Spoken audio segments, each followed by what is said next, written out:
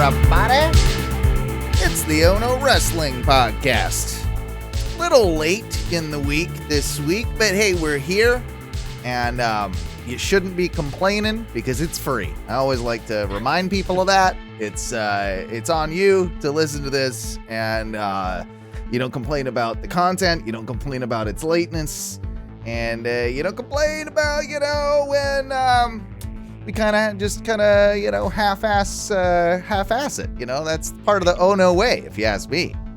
Yeah, and I think also what you're saying is a penny for your thoughts. So, well, it's actually more than a penny.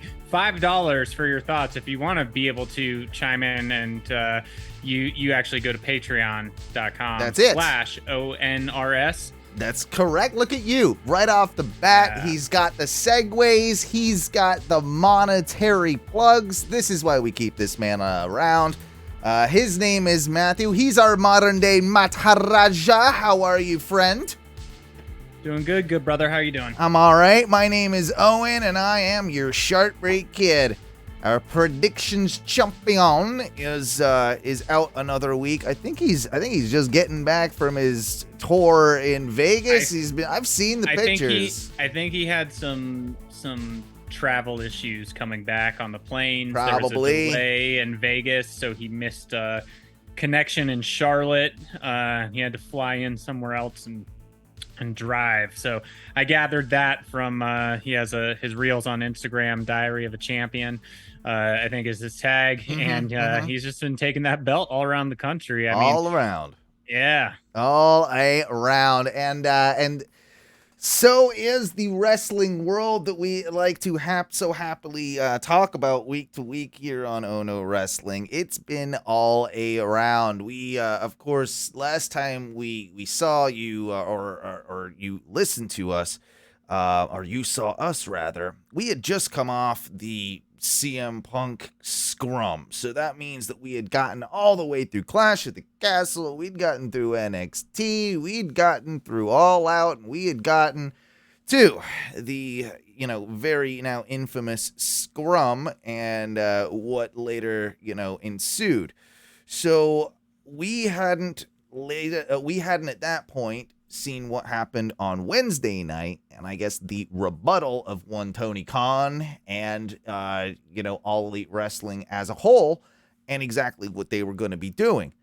But I was happy to see that they really they faced this about as head on as I think they legally could have faced it. Is that your general thoughts on it, Matthew? I think that they actually should have had a little bit more corporate speak in it. I do. Really? I actually think that would have helped. There was an article. I'm going to find it really quickly that actually I thought it, then I saw an article and they fucking nailed it in the article. You wanted a little bit of due to the unforeseen circumstances of Sunday, the blah, blah, blah. Well, blah, the blah, fact I wanted them to address something happened. Yeah. The unforeseen instances on Sunday, or like they didn't address that it happened. He just said they're vacated. They just didn't address what got them there, what happened. I think it was fine. I don't know. Do you think that anybody was confused?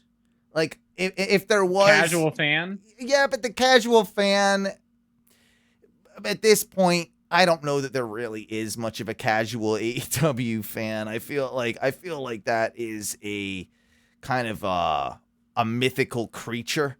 I feel like, honestly, if you're into AEW, you knew about this. If you're tuning into that Dynamite, you knew about this. I think if you're a fan of wrestling, you knew about this. I think it was hard, even if you were kind of plugged in slightly to the pop culture zeitgeist, that you wouldn't have been aware if you were at all a wrestling fan. So I didn't have a problem that it didn't necessarily 100% explain it. I think that I don't know Tony Khan's exact words, but he did have to say something, right, where he was along the lines of tonight I have to vacate I don't know what verbiage he used. He didn't, of course, use anybody by name, but he had to say, tonight I have to vacate these belts, being the trios and the AEW world title. I thought it was pretty ballsy right off the top of the show to have him kind of come out and do that after a promo package, of course, with, you know, I think what is that? Or was it right off the top? I can't remember now. I think it was right off the top. It was right off the top because MJF came out after, didn't he? Yeah. Yeah. Well, okay, so here's the thing. Even if he used, and I guess I'm picking at maybe straws here, but it still rubbed me the wrong way that he didn't say stop or say anything when CM Punk was doing this, and he was right there. You are the fucking owner. You are the fucking leader. To everyone else, like, you're literally, even if it's not just the Bucks and it's not Omega, you're proving that you won't stand up. You own this fucking company. You run it. You fucking book it. So if a bully's coming in and fucking running his mouth and doing whatever, you're not going to stop it. Or at least, like, he could cut a mic, whatever, right? Like, CM Punk could make himself look however he looks, but he could even non-verbally cut a mic and be like, yeah, this is done. Get up and You're talking about at the actual press conference? I'm talking about that, but then I'm talking about when he came back, like when we're talking about it, when I'm saying that they didn't like address it, right? And you're saying, like, you know, I had to, like, I guess it's also that phrase. If he said I had to, and you and I don't know the exact words, but when you said, like, speaking as Tony Khan, like, I had to vacate the title. In the video package, he says something pretty similar to that. He just doesn't say, like, due to the circumstances of Sunday and the actions of Kenny, like, and basically the actions of the Elite and CM Punk, we've had to suspend their actions in All Elite Wrestling. You wanted something like that, right? I just even want him to say, I've chosen to. Like, okay. Him to fucking, like, him making the decision and like showing that he's running shit. Like, I think, like, I've heard this big, you know, criticism of Tony Khan, like, Tony Khan's slightly guilty, he could have done more, and I've had time to think about that. I keep going back to, honestly, like, what could he have done in the situation in the press conference? Literally absolutely nothing. He's damned if he does, like, he's damned if he does, damned if he doesn't, right? He's damned if he lets him go on, but he's also, like, he's also making the company look bad and unprofessional if he's doing that in the press conference himself and saying, all right, this is over with you, Phil, like, right now. Like, he, like, and he's so shell shocked and like taken by the wayside by it. He doesn't know what to do. I don't necessarily think that this was Tony being a pussy, and I still contend, as I mentioned on last week's podcast, that there was something in Tony Khan's eyes at the very end of the whole thing when it's just him, when he's on that 20 minutes of just him, after he's had Jericho explain it. I think he knows pretty damn well what's gone on backstage at that point. He doesn't know immediately, but he knows later down the road.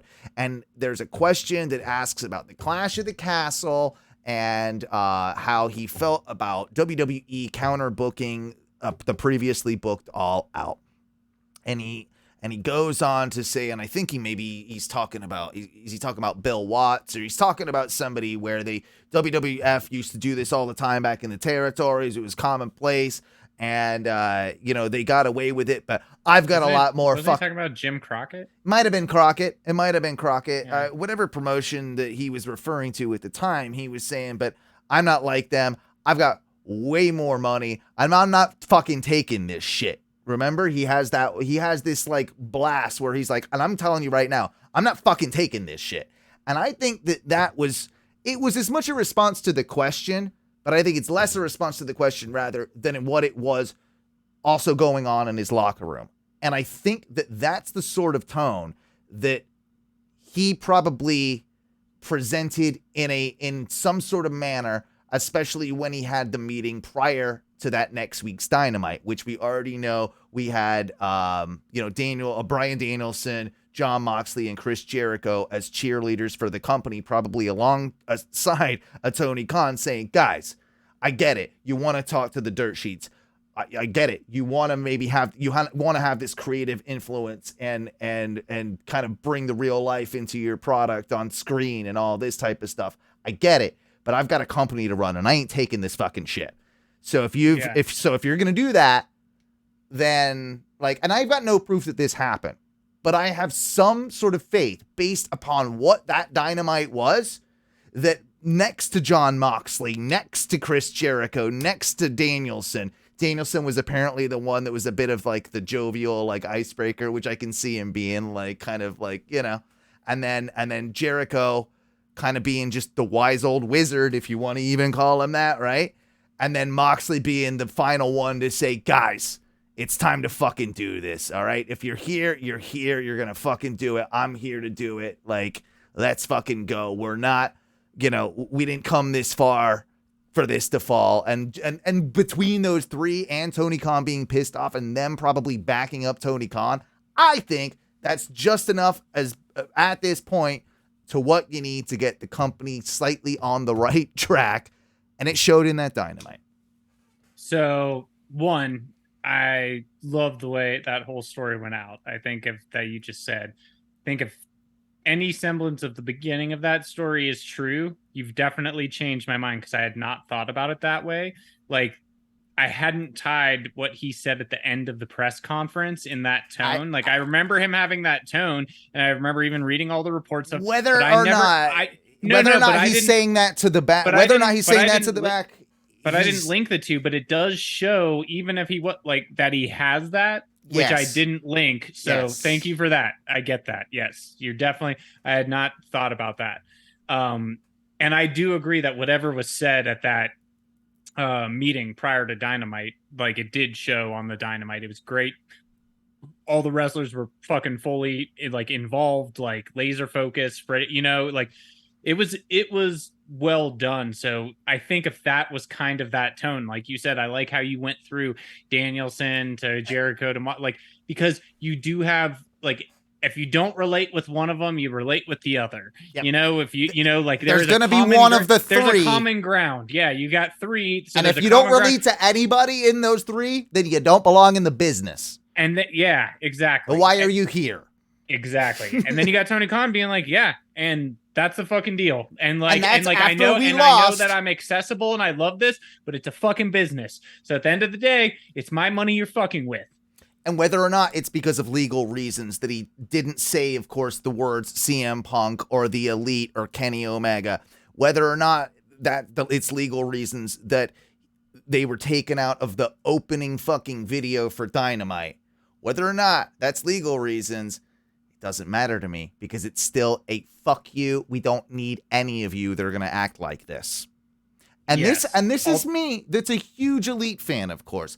I think, in retrospect, they need to be punished just as harshly, even more harshly, in the sense we might need to rip some EVP privileges away from you. Well, maybe. Did you see they're not releasing anymore Being the Elites? Yeah, that was in my notes. Not indefinitely, but for the foreseeable future. It's on future. Hiatus, I believe. So obviously, they're not on the road as much and things like that, right? But also, like, maybe there is with the investigation. It's like, guys, you can't like make fun of things, right? Like, you might say something or do something, and like you can't, or they're like, we will say something or do something. Yeah, because they will, because they absolutely will. And then, did you see the video? I think it was this morning. It was either yesterday morning or this morning when I woke up. There's I get like all my tweet notifications, because I don't ever use Twitter, only show up when my alarm goes off. I've seen a bunch come in over the middle of the night. It's all Jericho and Kenny Omega and fucking Sean Sap Ross or whatever the fuck. Like, yeah, that guy tweets all the goddamn time. But there was one from Omega or someone showing Kenny Omega, and I guess he's in Japan right now. Yeah. And it's for the AEW video game, which means that he's still on good terms with AEW. But the video was of him behind a little cash register, and like people are reading into it that he's taking a shot of like what CM Punk said about Target, because he's like at the cash register and he's like pretending to do stuff, kind of like looks away and he opens it and like looks around, and he like pulls fake cash out and puts it in his pocket and then like shuts it and walks away. I haven't seen that video, but first off, that's hilarious. The second thing, that I hadn't seen anything that it was confirmed that it was for the AEW video game. Now, one can make an assumption. He is going for sure to a video game like expo type situation, and he was at the Sega headquarters and pictures were taken there. I don't know. I didn't see anything personally that connected him for explicitly to being on AEW business per se with the video game. That might be something that's been read into, but if I'm wrong, I'm wrong. I just never saw that. So, and I would be surprised if that was being so public, being like, that's him still being able to do his EVP duties. Although I will say, I can see him maybe maintaining his while the Bucks lose theirs. Especially if some of the reports are true that he didn't really like get in until like Ace Steel started fucking pulling his hair. Kenny was saving dogs. Kenny was saving dogs. He was just saving dogs. Rabid dog. Jesus, man.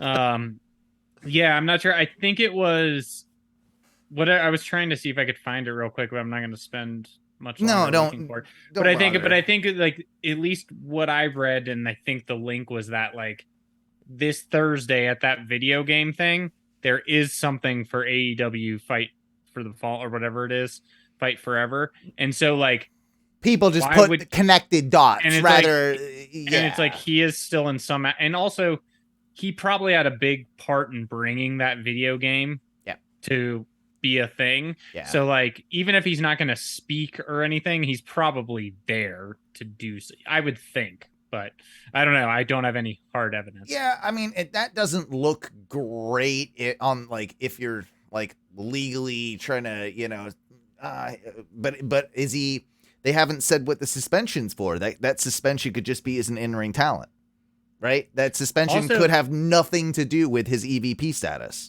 You know what, man? I really hoped, I didn't even think about this. There's fucking cameras everywhere. And there might not be cameras in your fucking dressing room, but there's a camera right outside in the hallway. Yes. So like, there's got to be footage of at least a little bit of what actually happened. Brandon Cutler is probably got the whole thing. Cut, Brandon, cut it. He's like still rolling. You know that's the joke, though. I mean, I'm sure there is like the next, like that could be the best BTE ever. Like, that'd be hilarious. And they're like, "But did you get that?" Yeah. But did you get that? Like the chair? Did it look good? Did it look good when it hit me in the? Oh man, it was funny because I talked with my brother about it today, and he was asking my opinion on it. And my brother, who when Punk came back, was just so enamored with him. It only took him like a month and a half, and he's just like, "Nah, fuck this guy." And my brother now too is very much a fuck you CM Punk. And I on our Facebook, by the way, facebook.com/groups/ohno wrestling. I was drunk the other night, and I think I just threw up there. What was it? If you don't like Mox, I don't like you, or something like that. Something like that. Like, fuck you. Or fuck you. If you don't like Mox, fuck you. It was one of those. And then you got plenty of people that I don't like Mox. And yeah, if you don't like Mox, fuck you. Fuck you. Yeah. Fair point. I gave it a like. Yeah. My brother doesn't like Mox, and I still said that. I love that guy, right? So I'm fucking around when I say that type of shit. It is wrestling. You're allowed to have your opinions of certain people.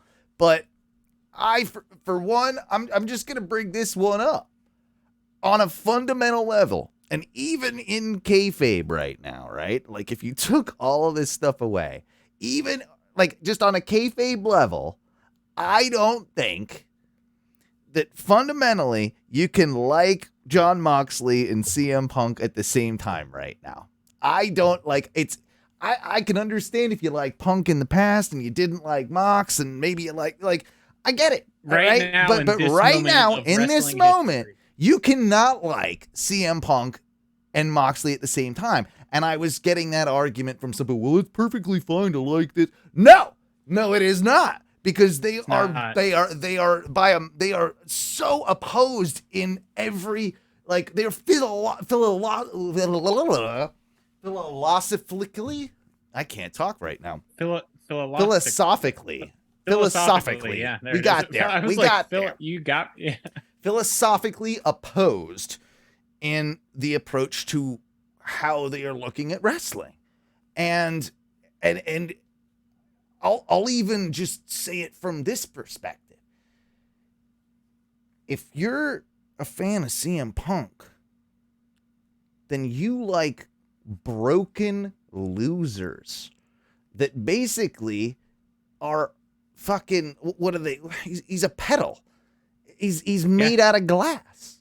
Because every time he has a match of any consequence, and that's I don't know how many matches he's had now in AEW, but is it 10? I don't think it's 10.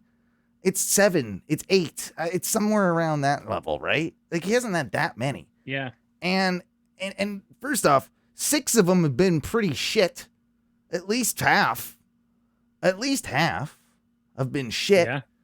And he's gotten gassed, like, right off the bat. And then he's gotten injured.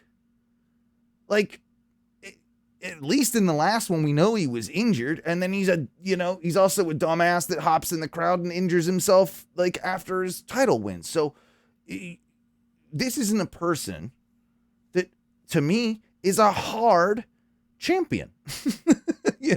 Like, you're not very tough, are you? Because you've had to vacate the belt twice. Like, if nothing else, you've had to vacate the belt twice. He was going to have to vacate this belt before any of the scrum stuff. And that could be a reason why he was so pissed and why he went out there knowing, fuck, I tore a pec. And this is my last chance, probably, to get all this bullshit off my chest. Yeah. That's my philosophy on this. And he buried a company on the way out. And I think it's incredibly unprofessional, and I think he's a hypocrite. And then you look at Jon Moxley, who was carried the company on his back for so long. And did it when he hurt himself originally, came in as the interim, which he fucking was very vocal about hating. And put people over in the process. The thing that Punk still doesn't like doing, even though he says he does. He does, because he's a hypocrite. He's a fucking major hypocrite. And that's my biggest problem with him. And that's why I think that you can't fundamentally like Mox and Punk at the same time right now. I can't disagree with any of that. Well, I can fact check to you and say that he's wrestled 23 matches in AEW. 23, really? That's what I counted. So here, let's go through it from the beginning. All right. Darby Allin. Then Rampage 7 Grand Slam taping. He beat Powerhouse Hobbs. Then CM Punk versus Daniel Garcia. Then versus Matt Sydal. Then versus Bobby Fish. Then Eddie Kingston. Then QT Marshall. Then Lee Moriarty. Then he and Darby and Sting wrestled FTR and MJF. Then what did he do for Lee Moriarty? Did he do anything for him? No. He didn't. He pinned him. Yeah, he beat him. He beat him clean, and I don't think. I mean, all of these are shit. Almost all of those have been Punk wins. Oh no, one's a submission to Daniel Garcia. He submitted him. All pins. Yep. Then all right. So then I understand. Darby these guys can get better, and just by working with Punk, they're elevated. Wardlow, Sean Spears. Then MJF defeated. Yeah, because he remember. Yeah, because he had to. Did he have to do that to get to MJF? Yeah, he did. Yeah. Yeah. Then CM Punk and Jon Moxley versus FTR.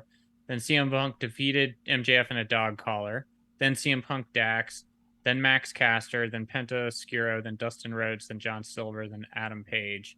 Then Gun Club and Max Caster. Then Mox. Then Mox again. Right. So what's the record? 23 or 20 and 3 or something, or I mean, yeah. So out of 23, it's like 21, and yeah, like he lost 2 of those. Yeah, I was trying to figure out how many he lost. So he's lost just the 2. So yeah. So okay, so it's MJF and Mox, right? Yeah. Talk about putting over young guys. You know what Daniel Bryan does, or Bryan Danielson does? Loses to them all the time. Yeah. And still puts on bangers and shows that he's an amazing wrestler and showcases them. Yep. Yeah. Tells a story. Doesn't hurt himself in the process. Doesn't do it with a fucking cocky ass attitude. Yeah. just gonna go ahead and say I'd prefer his method of putting people over to CM Punk's. If I got two guys in the locker room, say I'm this young new upstart, right, and both of them are fighting, they're like, oh, I want to put you over. I want to get you that next level, kid. Dude, and both of them are coming at me. Give me Brian. Give me Brian all day long than CM Punk. Yeah. So that's it. Look at those two, right? That juxtaposition. Like, if you look at that juxtaposition, Bryan Danielson, just pure, true wrestler, seems like a good guy. Like, fucking, you know, like everyone has their shit, whatever, but like seems like all in all, right? Put him next to CM Punk, like in just a general being a person. CM Punk is a fucking carny. CM Punk is fucking out to get anyone, sell them snake oil just to make a buck, put himself over, and fucking on to the next town, right? Like, that's the difference. And this is what the most amazing the love of money thing. versus the love of wrestling. Well, and this is what the most amazing thing about the MJF comeback promo was on the night of this Dynamite, this last Wednesday's Dynamite, is after that whole video package, is that we have MJF coming back. You know, they replay the like the phone call, and I think they play most of that whole like video package where he, you know, they showed him with the Joker mask, the biggest, the what is it, the greatest trick the devil ever played. Make him think it didn't exist. Make him think it didn't exist. Which then, you know, there's the Punk clips and stuff like that. But that really is the whole point. Like, is that Punk's been that guy the whole time. Yeah, and that's like, I don't know if that was always there, if this was always there to play into the MJF eventual babyface turn, and that this was going to be like the Punk like heel turn. And if he was smart enough on the way out to, this is the way he puts MJF over because I can't wrestle and do this program, so I'm going to try and turn it in the press conference type deal. I don't think that was what it was, by the way. But if he did that, then he is genius. Yeah, I don't think that is what he did. But MJF, but I think that, like, one, Tony got a bunch of boos from the crowd when he first showed up on screen. I will say that. Going back to the MJF thing, so I will say, I don't know if Punk would have done it just because of that, because rumor has it, and I don't know if you believe this or not, that Punk had told Tony Khan, like, I am gonna fucking shoot on a couple things. Like, I do have some things to say. Like, he said something to him that was like, hey, I'm gonna get some shit off, you know. I'm gonna get some shit off my chest. Specifics. Right. Yeah. I can see that. I can see that sort of thing. So, but MJF, I will say that promo, I love how he did play into it so good as being that baby face, like leaning into the crowd, talking to, hey, sweetheart, no, I'll meet you after the show, like wearing the fucking jersey. And then when he turned and then just like, dude, best in the business. I believe him as a face. I believe that I can believe him as a face. And when time comes, because he still carries the audience and the crowd, and he still grabs your attention. Like, it is, and it's kind of schmucky, but it's like schmucky enough that you're like, yeah, I love that. Like, you're throwing just a little bit of schmuck on that shine, you know? He's so good on the mic. It doesn't matter what he does. He can make it work. And they were dying. That crowd was dying to cheer MJF. Yeah. And is that part of Punk? Like, from the night before, right? Or like the week earlier, right? Like the weekend earlier. Is that, or was everyone, like, do you think everyone would have been as excited if it was just him coming back without that having happened? I think it happened. I think so. Because I think so as well, because it kind of happened the night before, and I think that's part of the reason that Punk was pissed. Yeah. And that's why I don't think he did this on purpose to help MJF. I think that Punk kind of actively sabotaged it, because there was that look there too, that holy shit, he got a bigger pop than me. And I don't think his narcissistic ass liked that. Not at all. So I'm gonna take my ball and I'm gonna go fucking home. I'm gonna burn bridges along the way. And people could say that I'm reading way too much into it, that I have no proof of any of these things, that this is all just being a mark. What I can read into is the history of one man's profession. And what I've seen time and time again of how this guy acts. And that's why I believe he's a goddamn snake and you need to get him the fuck out of that company. Yep. 100%. Bring him back. Part of what I've been thinking about as well in this whole situation is that he, if there's any sort of lawsuit stuff going on, they're gonna have to deal with that, like I mentioned. But he's injured, so a suspension's never gonna look good on an injured person, because what does that do? No one's gonna take that suspension seriously. Well, he was injured anyway. Yeah. It doesn't fucking matter, right? Yeah. So what I believe they are doing is coming to terms with the end of his deal. But part of that end of that deal will have to kind of include the expenditure and protection in medical expenses for his treatment. Otherwise, he's going to be able to sue the fuck out of him. Yeah. Which Punk... It's just easier for which, them how to keep... convenient. Again, Punk and medical expenses. Just throwing it out there. Just Weird, right? Weird. Yeah. Weird. Oh, maybe like this was his whole thing all along. Maybe. Yeah. Also, I know we don't know for sure, but was it a peck, do we think? Yeah, they're not saying for sure, but torn peck is what keeps going around. Curse of Cody Rhodes. I call it the curse of Cody Rhodes. 8 to 9 months. And yeah, they're going to want to... fuck you. Don't ever come back. AEW is basically going to say, hey, all right, we're going to pay for the torn peck. We're going to pay every bit of it. We're going to come to terms to a certain amount of money. We're going to figure out how, a decent amount of money, what the average is, and we're going to add some more to that for a torn pack. We're going to give you that.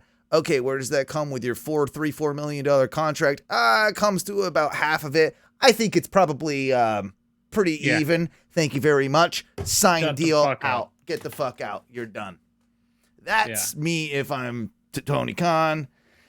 Yeah. And I think that's the deal that they're probably trying to work out right now, and that lawyers are working out, and CM Punk's probably trying to figure out how he gets more out of AEW and Tony Khan, and that's why lawsuits might come against the Bucks, EVPs, the company in general. That's why the big company lawyers involved, and that's why we won't see any of them for a while.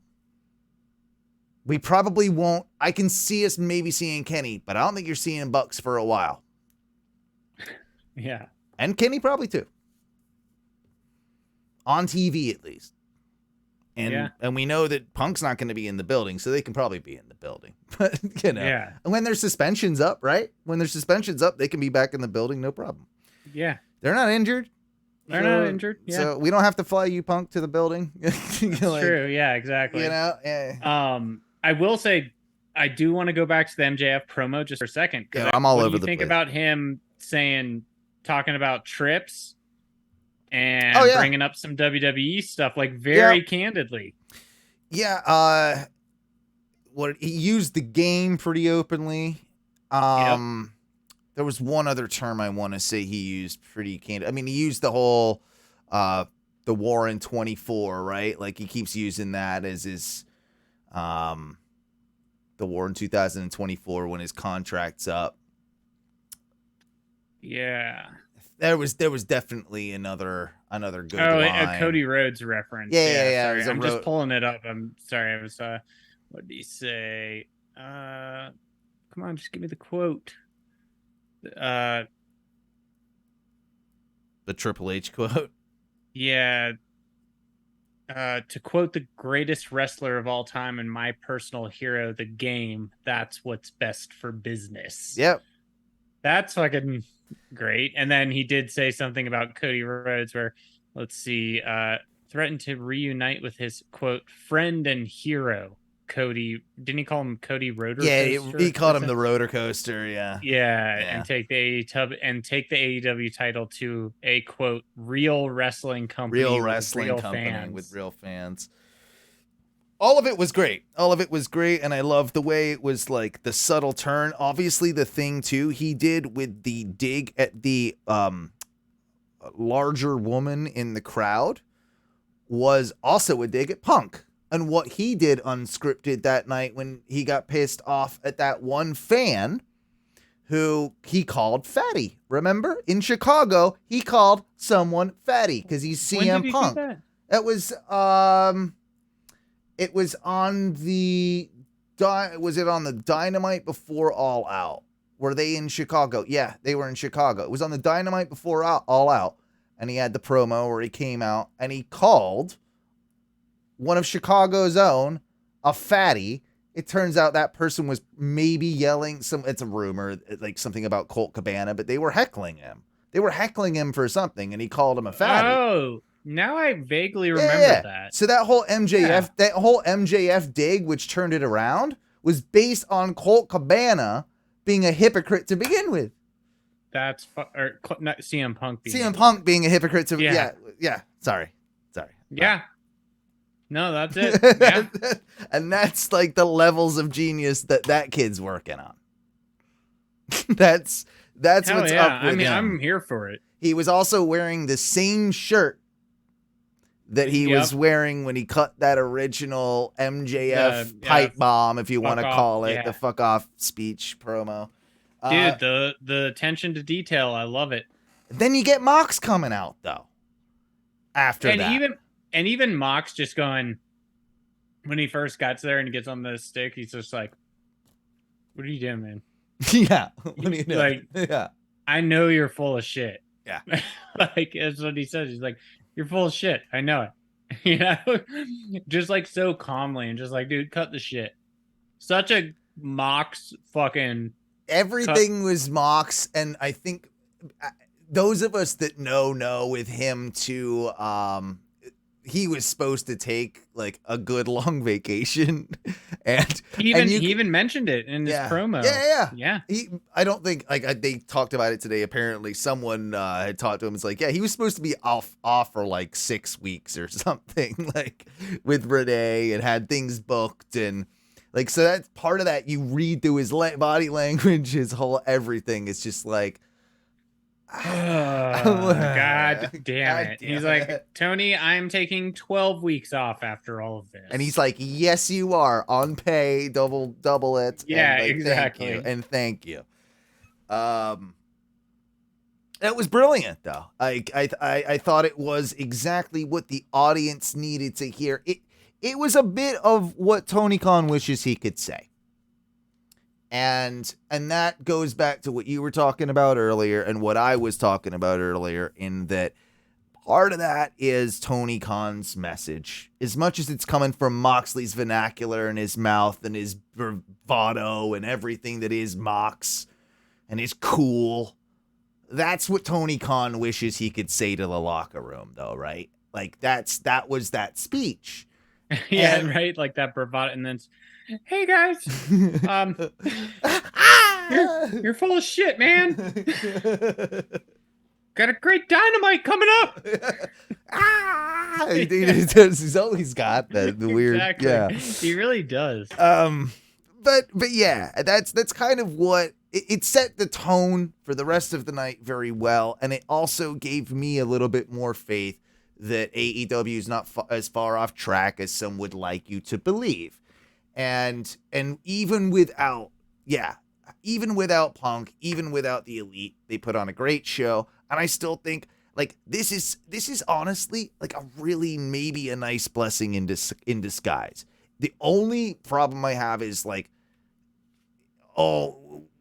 Kenny like not being off TV just so soon after he came back. That's like my biggest problem with it. But for like a lot of reports, Kenny came back too soon anyway. And so that might be good for just him a little longer as well, right? Like I think so. So you got Bucks. I love the Bucks, but they're on AEW television and in prominent positions probably way too much. Like they are. Even when they're pulled back, they're still relatively on. They're always the fuck on, right? Yeah. So there's that, and then like having Kenny be on a little less after, coming back so soon, that's not a bad thing. And does anybody want to see Punk? No. So like even fans of CM Punk understand why CM Punk's not on TV and shouldn't be on TV for a while and shouldn't be there. Even he fans should just never be on TV again. probably. And also, like you said earlier, talking about his wrestling when we went over all those matches.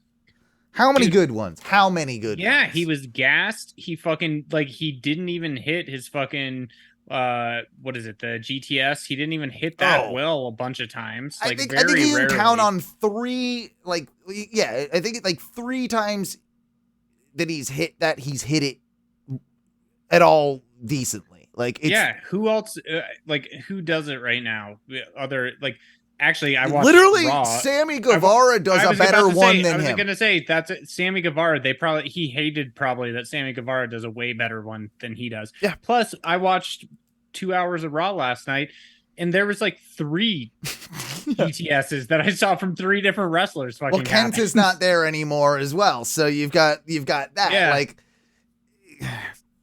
fucking, that's a whole other situation. As far as the rest of the show goes, I'm happy with the trios titles going on Death Triangle. I kind of thought I thought they were going to go with Best Friends, to be honest. Like I was just like, this would be like the easiest. There was a moment. It would be the easiest way to get a belt on Orange Cassidy. And that was my moment in the match. I was like, yep, this is how you get another belt on Orange Cassidy. Well, he's not had one. Has he not had one? Not in AEW. He's not had one. What did he have something? I don't think so. It just was Orange Cassidy. He's challenged for he's challenged for TNT and world title. Maybe it was like the him and Jericho stuff that made me think. I didn't ever think he was a world title holder. I don't. No, he's not had the TNT either. He didn't have the TNT. Huh? No. Interesting. Okay. No, and he's not had tags. So. No, but so I thought maybe that was the second, but I did at least have that exact same thought because I was like, they're gonna give it to Death Triangle, and then midway through the match, I was like, no, this is how you get it on Orange Cassidy. Give him another title, and I said another title, but I guess his first title. It would have been his first title, yeah, but it wouldn't have lasted long. No, and I think that would have been the point. I do kind of like that it's really reinvigorated the Death Triangle, I'd like to see a little bit more direction now. I want to really know if they're heel or face. I want to really know if like they're heel, but are they at times? Like, I don't know. Like, I feel like Pac is sometimes, and sometimes he is. It depends on the night. Like, they make it up, and like Penta and Ray are the same thing. So it's they go either way. They need like an actual tight storyline. There's something that they're missing there that they need to tell. Like, why? It's like, never why been are they all explained to remaining me. together? Why are they all remaining together? Well, it's never really been explained to me why Pac and Ray and Penta get along. They're friends. Like, they come from such different backgrounds. Like, tell me about the when, like, on the indies, you guys wrestle together at certain promotions, and even though we couldn't talk the same language, we found a unique, communication through our styles of wrestling, our violence, our death. Like, if you did that, I'd be in. Like, because it's like, oh, they don't even really talk. They just talk in the ring. Like, I get it now. Yeah. That's all you need to say. That is all you need to say. I agree with that. We do need a reason as to why they are a reason. Did you catch the whole, like, how Jericho ruined the finish of the Page Hangman match? Or sorry, not the Page Hangman match. Okay, it's the same thing. The Page Hangman match. I was like, what are you? No, the Danielson Hangman match. What did he do again? So it was like a backstage segment, and he's talking. He basically just goes and says, like, and I'll see you, Brian, next week. Like, oh god, I missed that before the match. Like, they, like, god damn it. Like, well, the age is catching up. Yeah. In fairness, he was supposed to be off for a bit too, so they flew him to write the course. So it's like fair enough. Garcia Yuta, they've had so many good ones now. It's hard to say which one's the best, but This felt awesome in It Buffalo. was a great match. In his hometown. They did the pomp and circumstance well. I don't know, again, if this translates to people that aren't a fan of AEW, especially because I think the whole Ring of Honor stuff has gotten too confused, without its own, like, they just need, even if it doesn't have its own show, it needs to be explained what it is. Well, and you and I talked about the other day, like off the air, at least when we were talking, I remember saying, like, even like Joe with like the TV title, like, have a TV show to have the TV title on. Yeah. Right? Like, or else, like, do you just kind of show up when you want? Also, can we talk about Samoa Joe for a second? Yeah, he was on the show too. Or no, he was. Yeah, was he on Rampage? I think it might have been on Rampage. I'm going to be honest. I don't care. Yeah, we've said this. It sucks because we love Joe. I know, like, but dude, he should have just gone out. He had too many. He's gonna get hurt again. He doesn't look like he's in shape at all. No, not that he's ever looked like he's in amazing. He looks in worse shape. He goes and bleeds. He goes and bleeds in 2 seconds in the ring when he's not even like touched. And I'm also not kind of buying the shtick anymore. Like his tough guy, like when he was doing that promo, and I was just kind of like, I like. We gotta be Samoa Joe. It's not that I wasn't buying it. Maybe it was just like, okay, yeah, I get it. I know what it is.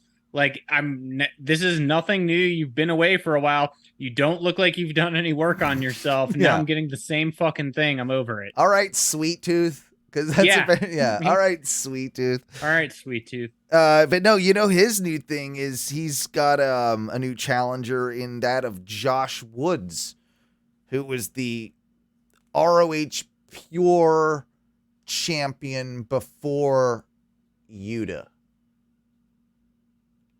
Oh, okay. All right, big dude. Wears a mouth guard. Oh, yeah.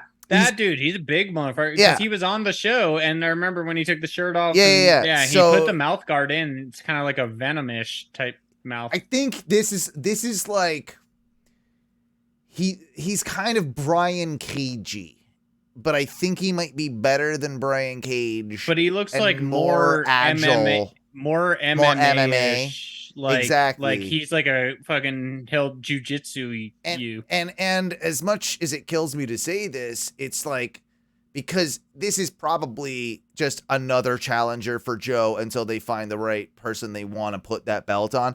I'm just like, no, stop the experiment now. Take it off Joe tomorrow. Put that belt. He's already held a Ring of Honor title. Like, it's not like the guy hasn't been around.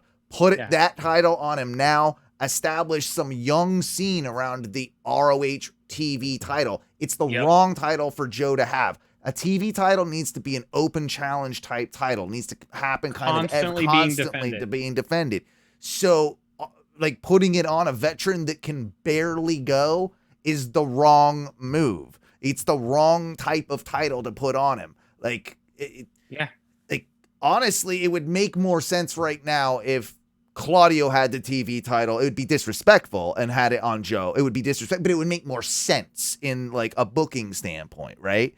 Like, I don't want, but by the way, no way, don't want that to happen. I love Claudio with that championship and representing that brand. I do too. But you've also got to represent that brand and have Claudio defend that championship a lot, which they did. There was the match with Dax Harwood, but why are we doing this? Which was really good on Rampage, but. Why are we doing this constant, like, what is Ring of Honor thing? Just make it make sense. Like, does Ring of Honor have its own bracket? Does Ring of Honor, like, if you get, like, certain, like, if you explain to me that if you climb the ranks so high on dark and dark elevation, your occasional appearance maybe on the main roster, if you climb so far, you got a shot at something on the ROH roster. I think I might accept that. I might be okay, but you've got to do something there to kind of weave all these things together. Tony's a smart dude, so he's probably got it figured out to some degree, right? Otherwise, that's a very just impulsive purchase unless you're just doing it for the video library. But, like, we need to know as fans what Ring of Honor is, where it belongs, even if it's just a YouTube show of some description. You've got to start doing something that is just Ring of Honor related for now. that you can sell. You've got to do something that is, if you're going to keep it as its own brand, it has to be its own brand, not this crossover thing.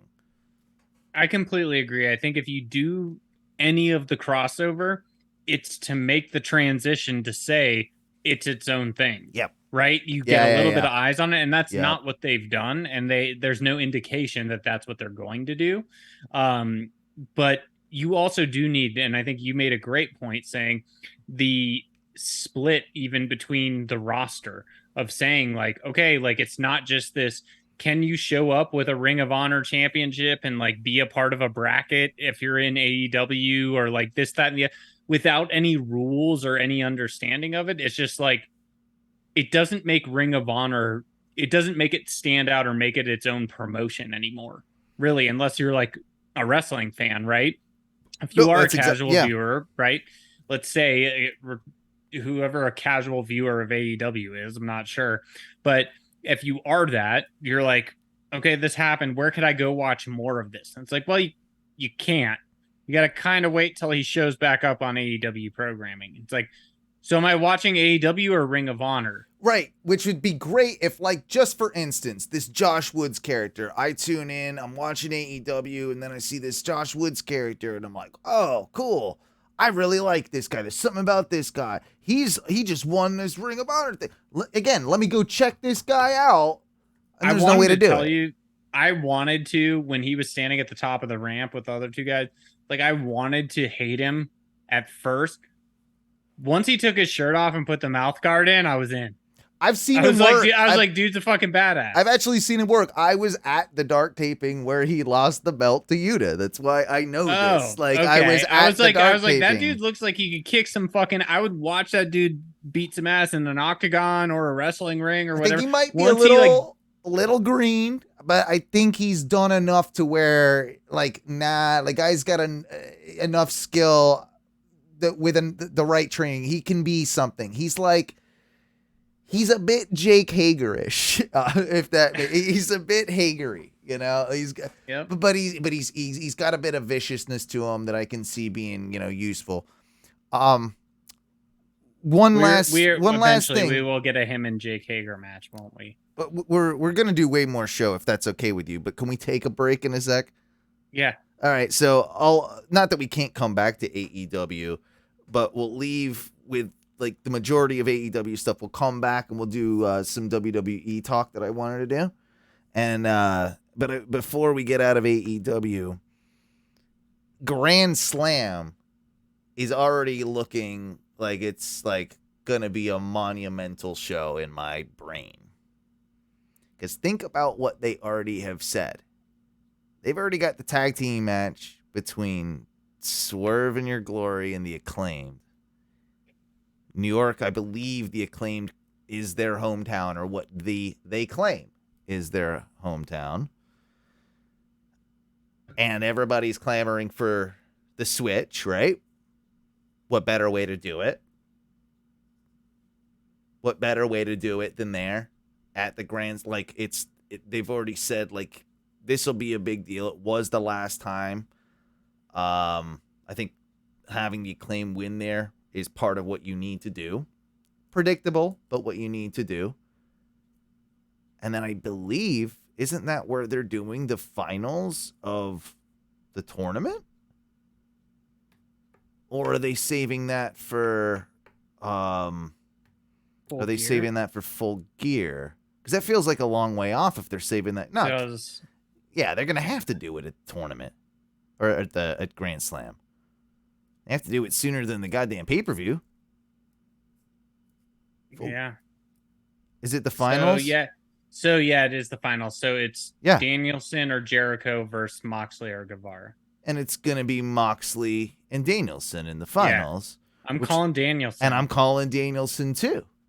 Yeah. And I put it in the group. I was like, it's Danielson. So I was watching I was watching Dynamite, and I was I'm trying to be more active in the group, and so I called it. I threw it out. I was like, it hit my brain as I was watching. I was like, nope, Danielson. It's Danielson. As soon as I saw the bracket, it's absolutely Danielson. It's I got a couple reasons for this, and well, it's the same reason.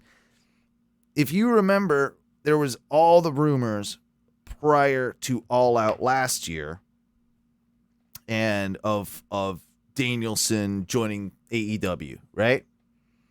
And I was predicting, because there was the 3 at once, right? You just had Punk, All Out was coming out, you had the Adam Cole rumors, and then the Danielson rumors kind of came after. And I was like, well, it'd be great if you had, like Punk's gonna do the first match, all that stuff, like Grand Slams Punk, or with what was it? The first match, the first dance, whatever it was, the first dance with Punk.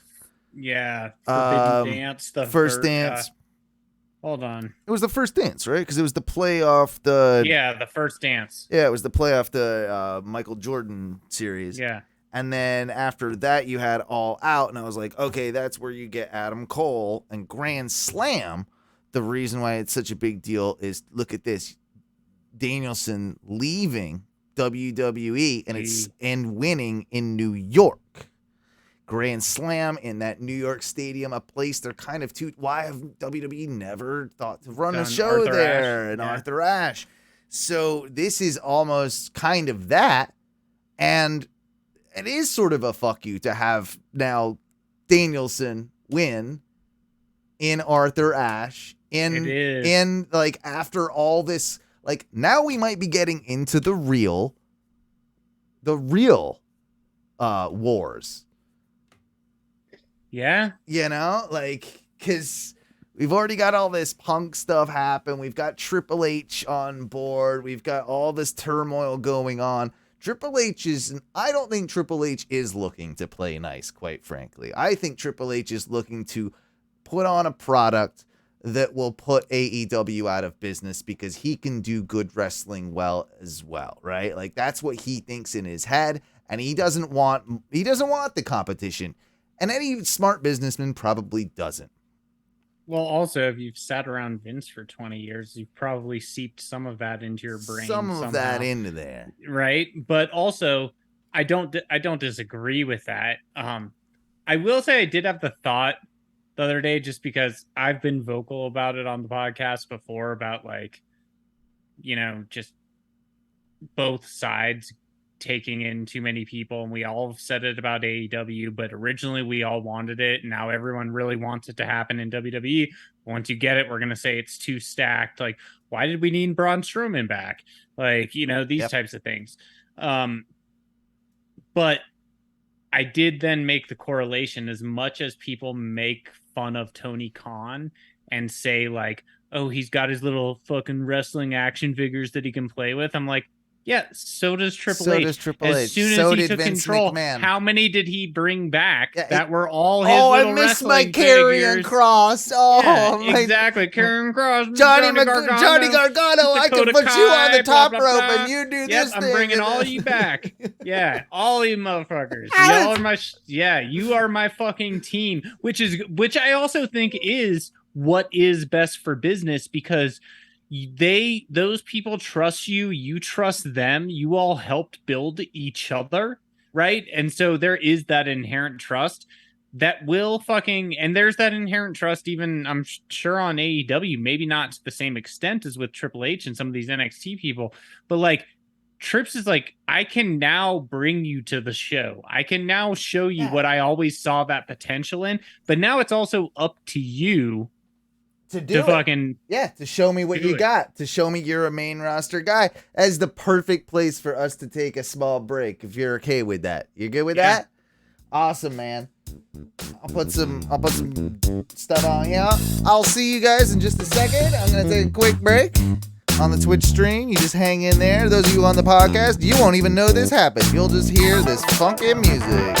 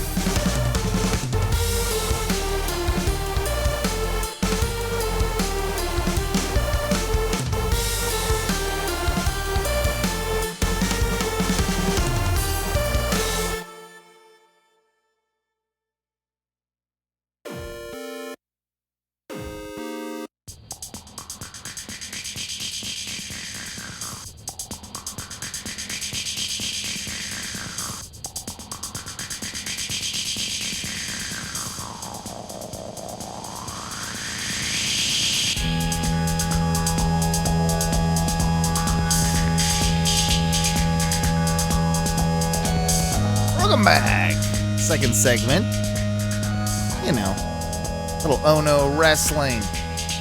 We got through in our first segment our thoughts on, the dynamite following the scrum and our general thoughts about it, a week later. And now we, get to face, the new face of the WWE and that of, one Triple H. And we get to get into all that stuff. But I think an interesting topic to bring up at the top of this is something that Lance Storm is listening to a little bit of Lance Storm talking today. Do you do that often? I do, actually. I like listening to Lance Storm. I'm not judging. I respect Lance Storm. I don't do a lot of sitting down and listening to Lance Storm. Well, Lance Storm has a podcast. I know it's a thing. Yeah. He has got a podcast with Brian Alvarez on the whole Wrestling Observer radio network type deal. Their whole deal. And Lance was talking about how AEW this is the time that it really needs to find its identity. It's because it's been in a place for so long that it was the face company between two companies, the new upstart with the more impressive wrestling, the more, look at, they're signing all the guys, and it's the face company. Everybody's talking about how great this place is to work in comparison. This happened for the first, close to 3 years of the promotion, right? Yeah. So with Triple H taking the helm over at WWE, and even Cody, I think, jumping ship, is AEW the heel company now? Or is it less of a face? Is WWE less of a heel than it once was? All these questions are interesting, right? And maybe we'll analyze it as we go through what WWE did this past week and see what we think. Is WWE more of the face company, or is AEW more of the face company? And then this is all just a playful argument, right? I like it. Yeah. And Lance has his answer. Well, Lance doesn't have an answer. I'll just go ahead and say that Lance doesn't have an answer one way or the other, right? But it's just an interesting point that part of AEW's identity is now gone. Yeah. That ship has sailed, and I think the ship was sailing before the Punk scrum. But it just sank it. The ship. But That was the cannonball. Yeah, that sunk the ship. All right, that exactly. Yep.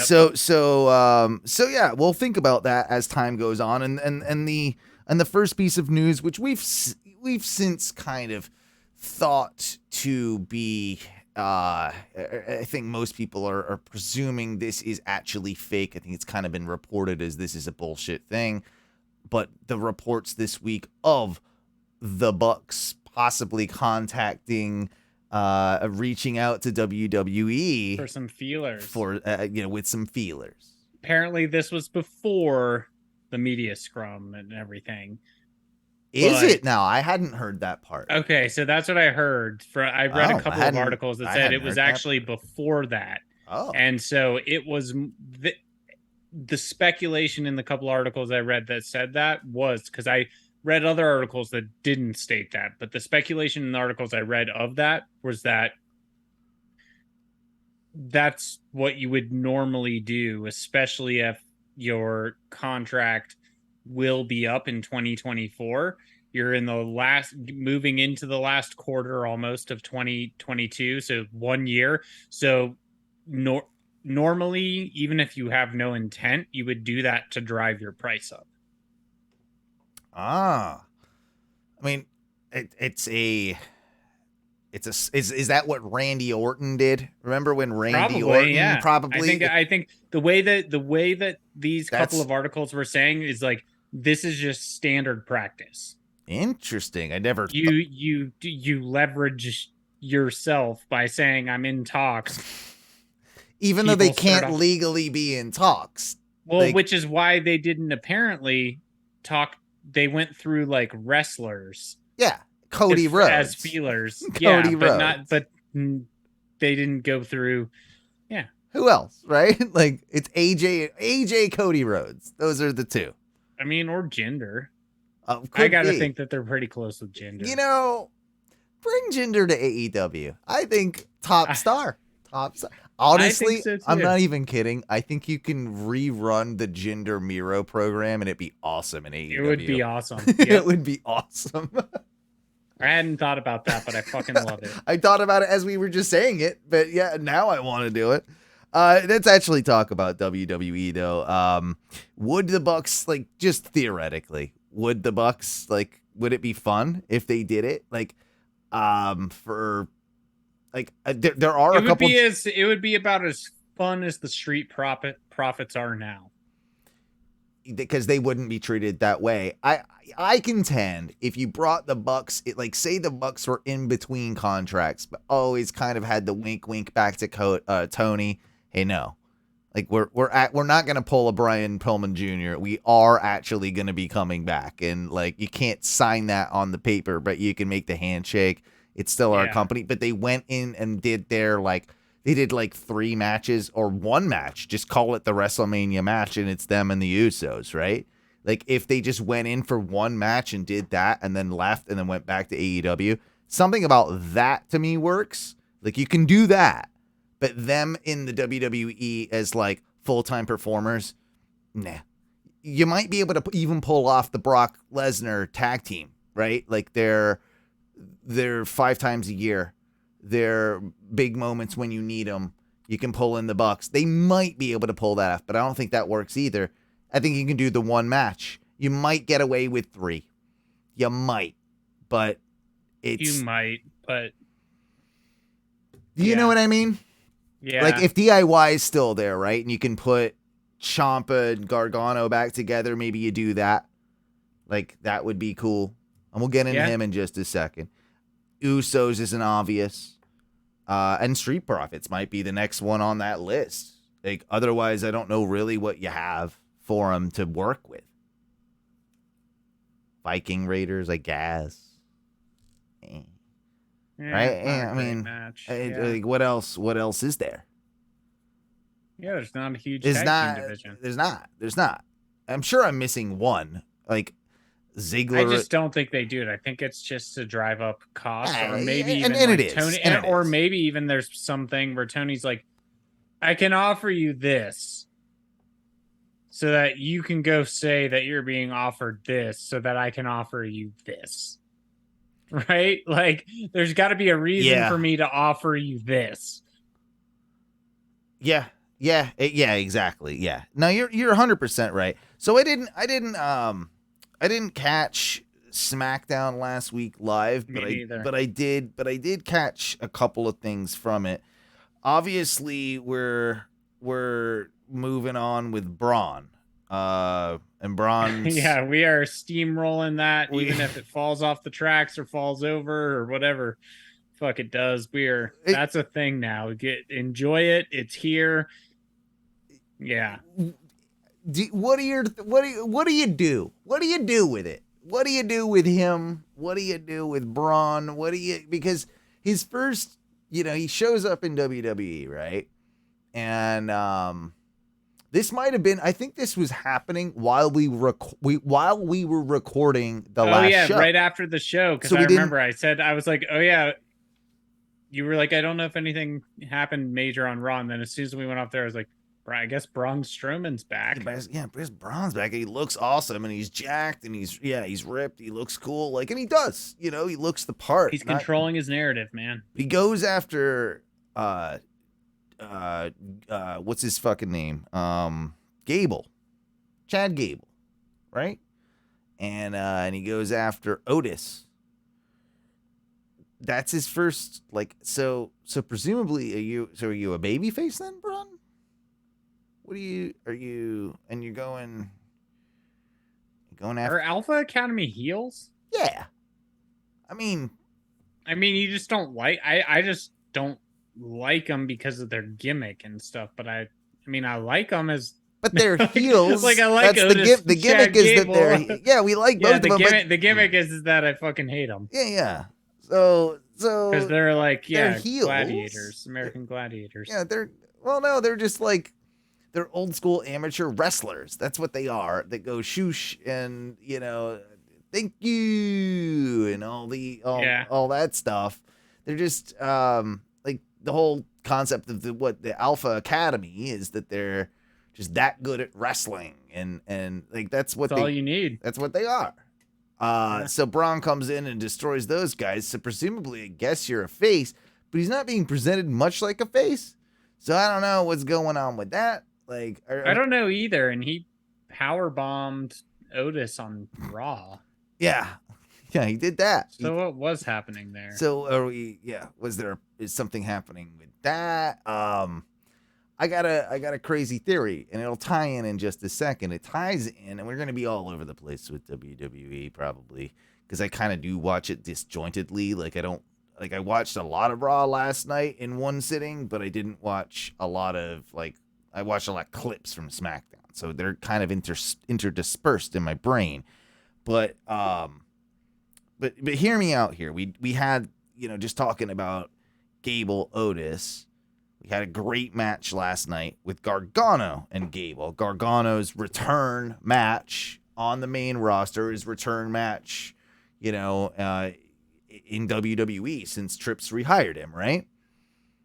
Can I ask you something as you're getting into this? Because it does relate to Gargano, but I did want to say it when you mentioned Claudio earlier. And I'm very vocal about it on other people, especially people like Tony Storm. If I don't vibe with your fucking entrance music, I can't get you. Like I get you, but I like you less. You could be the best, and I'm like, I will give you all the props in the world. Claudio, amazing, and I get hyped for him and seeing his matches. But even when he wins, and then there's and then it's I'm just like, yeah, shut the fuck up. I love it. See, I love it. I love it. Of the upper, I'm glad someone does. The uppercut swing finny, bro. It's the best. Yeah, Tchaikovsky. I don't know. It works. I hate it. I love it. I love it. And Gargano too. I watched the entrance. I didn't. I don't know. Maybe it's because I was expecting a bigger pop, but I don't. And maybe it's because WWE does manufacture their pops and things like that. I don't know how much of that is happening under Trips, but it didn't seem as big of a moment as I thought it was going to feel like. And you're right in saying that. I tell you, you're right and you're wrong at the same time, and I'm going to tell you why. Because I think there's probably maybe, and I'm being generous, about 50% of that live audience that know who Johnny Gargano is. I don't think that there was a ton of people there and a ton of people that have been watching the main roster stuff that know who Johnny Gargano is and why he's so important. I think that it's a good point, because I originally thought going into that Raw, I missed the first hour, but I watched the last two. I just assumed that was because it was promoted, like he was coming back. I just assumed it was the main event. No, he's not being presented that way. He's being, which I think is a good idea. He's being thrown into He's a top-level mid-carder. He's a top-level mid-carder. That's exactly what he is, and he knows what he is. He's an IC title holder and a guy that makes that IC title look good. Yep. But he's got a big guy to get through if he's ever going to get that. He's a different story we'll talk about in a second. So you got Johnny Gargano coming in, and this is why I'm going to tell you you're sort of wrong with the pop situation with him. He did have a very soft pop, and the match was the perfect match for him to have with Gable, because it showcased both their skills. Yeah. I think there were people that if you didn't know Gargano, and you knew Gable, which a lot more people were going to be familiar with Gable than Gargano, you might have bought very easily that Gable was going to win that match. Yeah. Now, It for was us, a good match too. it was really wrestling match. solid, especially for TV. I thought that was a really solid television wrestling match. Probably one of, like, this was Trips being like, guys, put a solid wrestling match on. Yep. And this is where we get cornetty for a second.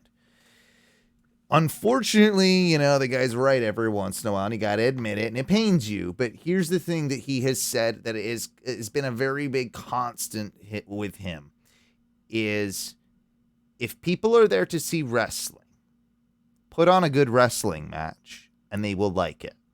And by the end of that fucking match, they were standing the fuck up. You watch the end where I always forget that move that Johnny does through the ropes, and he does the kind of like yep.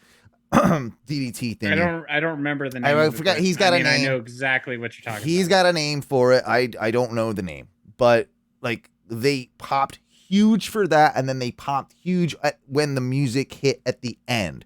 So if you compare, like, very briefly, him coming out at the beginning of that to the very end when he went out, it's night and day. Also, you had a bunch of stuff with, of course, like, you had Alpha Academy coming, like, trying to attack. Like, he was smarter, went up the ramp. Then he had the Austin Theory thing, which led into the next segment with KO, which we'll get to. But realistically, like, the impression that left on both the TV audience and the live audience was one of, oh shit, this is a guy we have to pay attention to, because the what started as sort of a little low turned out to be a very, very respectable, like, baby face pop win. Yeah. And you don't get many of those, and that's what's special about Gargano is he can play a heel great. I love him when he plays a heel, but he is to me, there's something about his core that he's a natural fucking baby face. That's always been that's always been my thing. And I guess I didn't connect the pop at the end of the match. So it was there. I should go back and look at that. It was there, and it was definitely part of the heat. Like, that match got really, really hot in the building, and I think definitely had an impact on the people there, and I hope people at home. But I had this crazy fucking theory, and I was sort of expecting it to happen, but they had other plans with the Theory stuff, because there is the connection with Theory and Gargano. That's going to be, I think, a feud that's going to go on at some point. But it also feels like we're going into other territory with KO in Theory. So we'll see where that goes. But I was almost expecting because we had goddamn Braun Strowman return and attack Otis and attack Alpha Academy. What if there's an weird sort of, they've done this before, a weird little, because there's no chance for Johnny to win any gold right now because Walter's got that IC title. He's going to get there eventually, right? But what if there's a chance after the Usos drop like one or both of those titles that eventually there might be a Braun Strowman Johnny Gargano tag team? And I know it sounds ridiculous.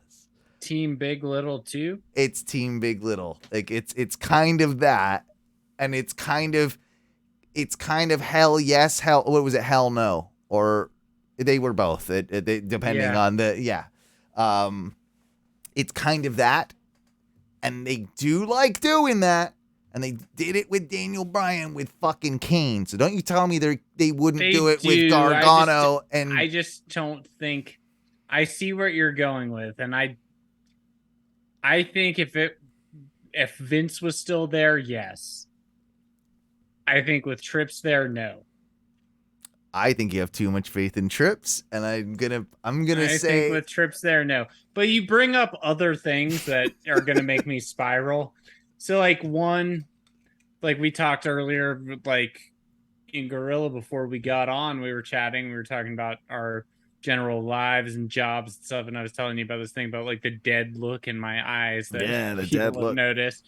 And feel like Alexa Bliss has that and talks of Team Big Little. Like when I see her now, like on even on Raw last night, they came out to help Bianca Belair, right? But Ugh. like she has said that she doesn't know how to play this character She's because she's feeling just, lost. She doesn't and like have you can tell direction. she's like, Yeah, I'm just like, what is, like, you feel it when you see you're her, and I'm right. like, when you have something, she is good at playing a character.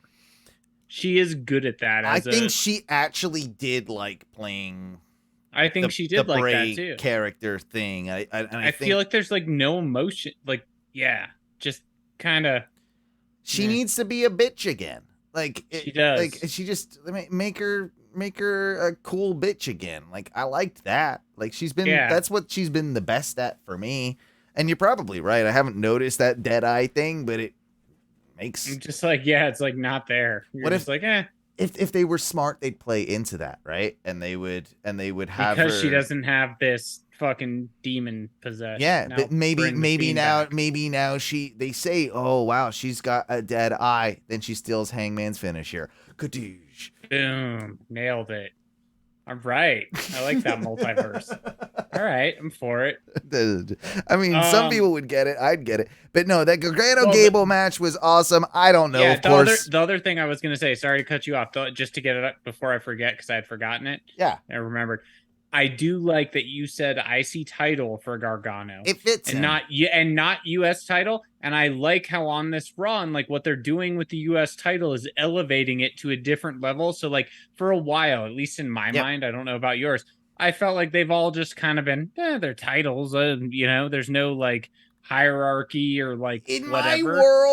In my world when I was a kid, and it's because we didn't have much of a presence of the US title when we grew up, even though it existed in The NWA, it IC existed title was like a the higher. IC title was a higher rank in my Dude, mind. that's like when I met fucking Scott Hall and Kevin Nash, and they had that fucking actual IC. I was just like, yeah, this is the title I fucking remember, right? It was one of those. But I will say, at least for right now, I do like what they're doing. And this is not to say about the past or anything, but like what they're doing right now, even just raising it with the Bobby Lashley, Seth Rollins for next week, Yep. and what they did in that backstage. I was like, okay, now you're like creating some sort of hierarchy as opposed to like, yeah, we got these other titles, but guess what? We got Roman Reigns. Roman Reigns got both titles. We got other titles if you It want them. They're all pains me to bootleg say this. titles. It pains me. Bobby Lashley was a really good world champion, but he was still not quite there, right? Like, There was something and there was missing. something missing the whole time. But he is a perfect U.S. champion. He is like and he's like top tier. He's like top tier. So the guy that beats him for that title is so elevated. It's ridiculous. The guy that beats Walter Gunther at this point, both of those guys should probably carry those belts at least to Rumble, and in Walter's case, Gunther's case, to Mania. And that's where you have a Johnny Gargano type conquer, it's a standard David and Goliath match, right? But that's where you can do a David and Goliath match at WrestleMania with a Johnny Gargano versus a Gunther, and you can topple a guy that's had a huge reign. You could literally tell the same story, of course, with Bobby Lashley and somebody else. But for some reason, like, that's the match I want at WrestleMania is Gargano, Gunther. And that's where I think we're gonna get. We're gonna get a lot of stories with Johnny doing very, very well, probably Final Four in the Rumble. We're gonna get stuff like that that's gonna get him slowly along the way to. I think that goes into what you were saying earlier, which is like the 50-50 crowd reaction at the beginning versus like the pop versus when he came out to when he finished, which again, I need to watch the finish. But I think that you're right. You have 8 months or 7 months, maybe, right? Till Mania. So you do have time to build this, You can. and you were already half cocked, right? So like you're fucking already half in because half the people know him, right? So like you can do this with Gargano, and so, And we're probably gonna have another draft at some point, in the near future. I think, or why not? we're gonna have something like to kind of, because But they're all like showing up on every show anyway. they Right are, now. And, they and are, I'm kind of okay with it. and I'm totally okay with it as well. Then why have the brand split, right? At all, if you're gonna go that route. I mean, you don't, but because you don't have separate titles. we can all make fun of the draft and the brand split, but this one actually would mean something, because what we would see is the guys that, they trips and like his booking that he clearly wants to do stuff with need to be on the same. So like this would be the first trips draft of actually like, okay, see how we've been building these stories. Now they're actually on the same roster so they can be around each other more and we can build around it, right? Like, I feel like you might have more Bobby Lashley, Strowman stuff eventually. I do think that was like a hit back in the day. I can see them rerunning that type of thing back. It's it probably doesn't need the US title on that one. But that's also, if it becomes a 3-way with somebody that they're building, a great way to have the two fucking monsters destroy each other so that the one guy can win. And you can play that game if you want to do that as well, because they're both face, and you'd have a heel in that scenario, the cheeky heel to kind of like take the victory off that. Whereas it'd be the opposite story with a David and Goliath type thing with the Intercontinental and Gunther and Gargano, right? Man, I think too much about that.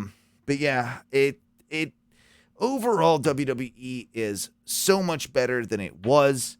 It still has its problems, and part of the problem I found on this week's Raw was, and kind of what they've been doing in general with this women's tag team championship. Yep. They've really tried to elevate it. They've really tried to make a big deal of it.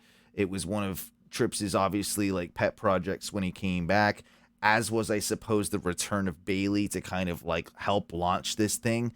Can we real quick talk about her fucking promo and how bad it was? She's not been good at much of anything since she's returned. No, it's been horrible. And I like her a lot. This whole thing when she came out, had the mic, came down, walked down the ramp. It was such a long way, and I'm not talking about her walking down the ramp. It was such a long way, that segment, for her to get to, well, you might just get the and I hate this this witchy little laugh that she's doing. But regardless, the rest of that, even if she had that witchy little laugh, I could buy that and be okay with it if she was good on the stick. Like, and she's not elevating and had me buying into, like, even Bianca, it looked like being like, oh, is that it? Like, you're not like talking shit. I feel bad for Io and I feel bad for Dakota, because I almost feel they've had to do the bulk of the work in getting themselves over in the ring. Because Bayley's barely wrestled. That aside, Bayley's not done a great job with her promos to really help get this act over. So they've had to help get it over in the ring. And the whole reason that Bayley was there with them is because both of them aren't natural promos, right? So that's why Bayley was there with them.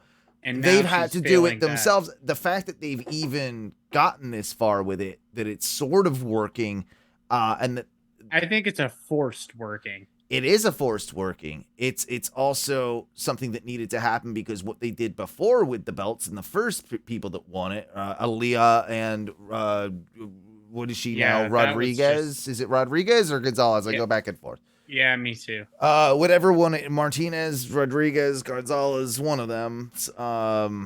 And she's actually really good.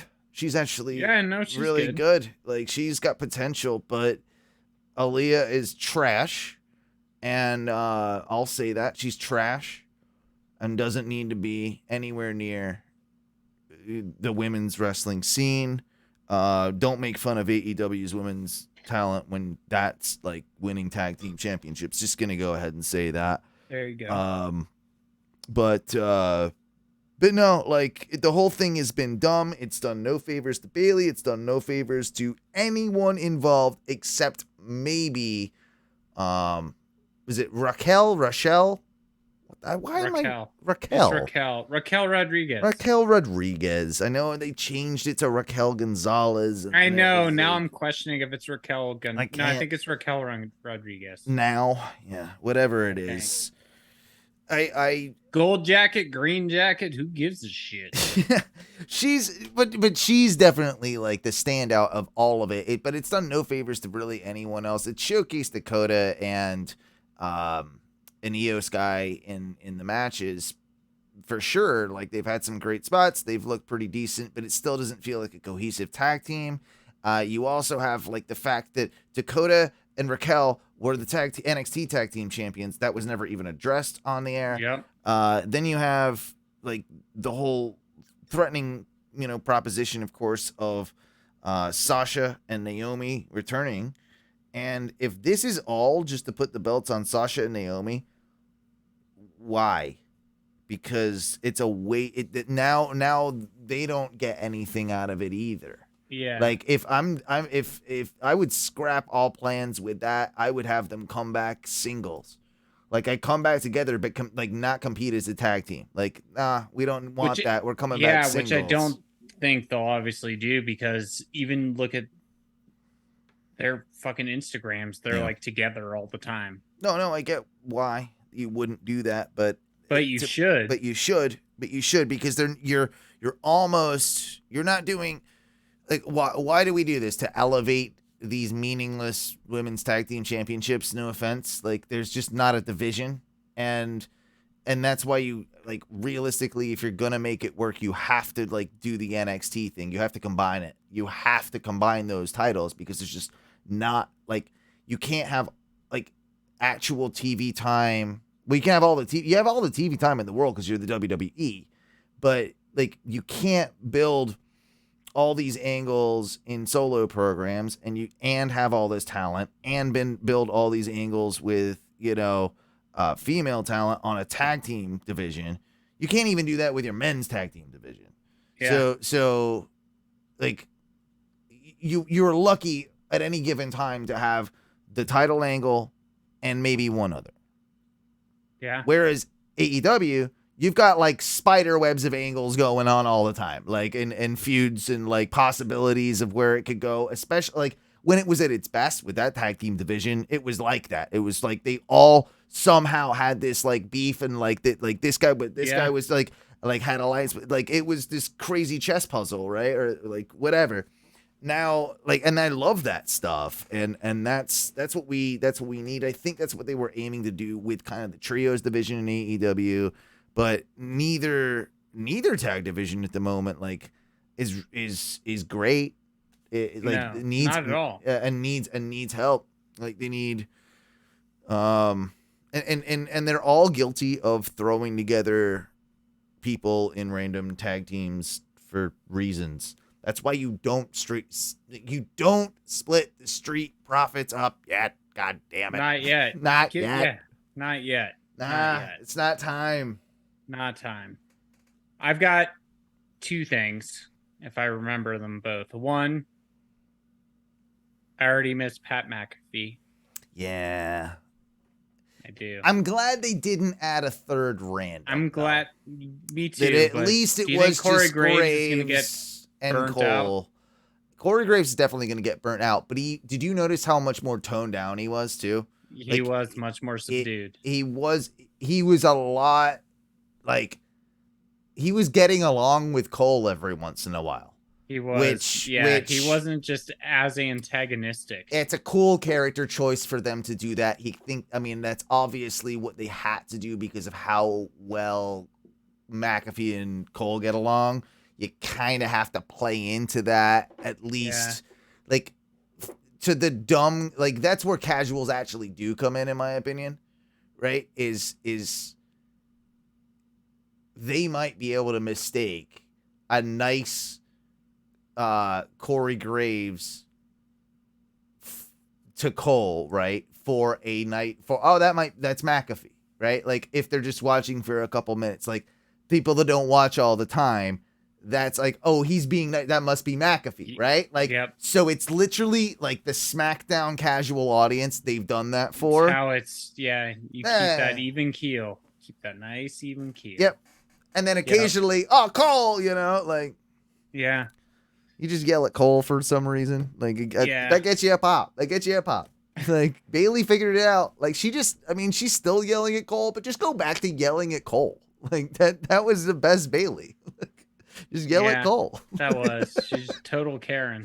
Yeah, just Karen back up. Like, yeah. I don't know what this is. This new, like, high-tech Karen that you got on. I hate all of your pants so much. It's like a designer, apparently. And so. Yeah, I don't care. They're ugly, and they have weird pockets on the side. And when they don't have weird pockets, there's weird straps. I don't like it either. Letters tied into. I don't get it, and I don't want it. Get it out of here. All right, get it out of here, number 2. Get it out of here, number 2. What do you think about the possibility of Roman holding the titles all the way till Mania? Do you think this is happening? Do you think that's not what get it out of here means? You got to get it out of here means. I had two things. I said I had 2 things. Oh, my bad. But real quick, this is just a quick get it out of here. Oh, Kross black and white stuff. Get it out of here. Get it out of here. Oh, get it out of here. I like this bit. Yeah, get it out of here. I like this. Get it out of here. Get it out of here. Don't like it. Now back to what you were saying. No, I got one. No. Shitty entrance music. Get it out of here. Get it out of here. Get it out of here. I want to be behind it. I want the emotion to be felt. So Roman, that was my second one. Yeah. So do you think? I mean, rumors of like next both match. Belts till Mania. Was that the question? Both belts till Mania. Next match possibly being in Saudi Arabia. But do you? And obviously, they're saying that he has a lot of character control over his character right now.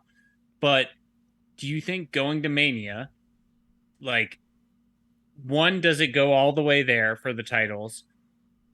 2, is The Rock involved? And 3, does The Rock and Roman Reigns need the fucking titles, especially if they're unified involved?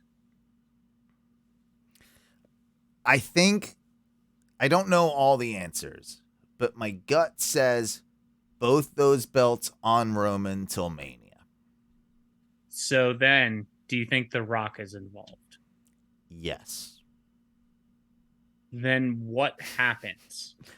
Does The Rock beat him and give them back to the people, and there's a bracket because he is the people's champ? I'm going to tell you. You want to know? Or do you make Roman that fucking guy? So. Those are amazingly big shoes to fucking fill. I figured out in my head for now what I think the general possibilities of this is going to happen. We've already started to see things fall apart in the bloodline here and there. Keeps adding things to it, but Roman is breaking down. If you look at the psychology and kayfabe of the character, Roman is breaking down because he has to keep adding things. It's why he got Sammy. It's why he's like constantly trying to protect, the whole acknowledge me thing, right? Like the guy is, he knows that he can't keep it forever. So he's getting paranoid. He's Icarus. He flew too close to the sun. And the one guy that's above him in the bloodline is The Rock. And The Rock is going to show up has to be prior to WrestleMania. And The Rock is somehow going to get involved in this. Dude, pop me so hard here. Sorry, that's a weird phrase. Pop me so hard. The Rock fucking comes out in the Rumble, wins the Rumble. He's not going to win the Rumble. It would be amazing, though. I think that's... Tell me you wouldn't pop for that. I think that's Cody's. Unless Tell me you wouldn't pop for that then. Unless you do Money in the Bank with Cody winning Money in the Bank. But that's after. Yeah, that's after Mania. It's always after Mania, isn't it? Yeah, of course it is. Right? I think. No, has it been? I don't know what it is. Oh, I mix them all up. Anyway, forget about that. My position is The Rock somehow, of course, is going to be challenging Roman Reigns at WrestleMania. But that's WrestleMania night 1. Cody Rhodes is going to win the Royal Rumble, and he's going to be challenging the champion on night 2. Roman is going to defend both belts, one on each night. He's going to win against The Rock. He's going to lose against Cody because it's the second night and he's tired, and that's how you protect Roman.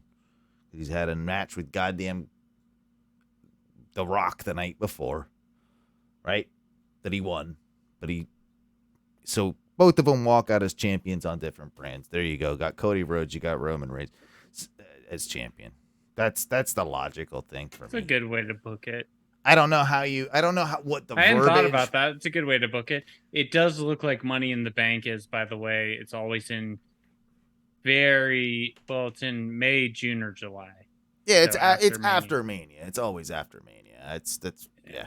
And kind of I don't know that they've ever said it, but the general rule really isn't it that you have to, like, you could see, unless it changes hands, it could change hands. And I think you have to use it by the next Money in the Bank. So the Money in the Bank briefcase is still out there, like right now. It's not been used.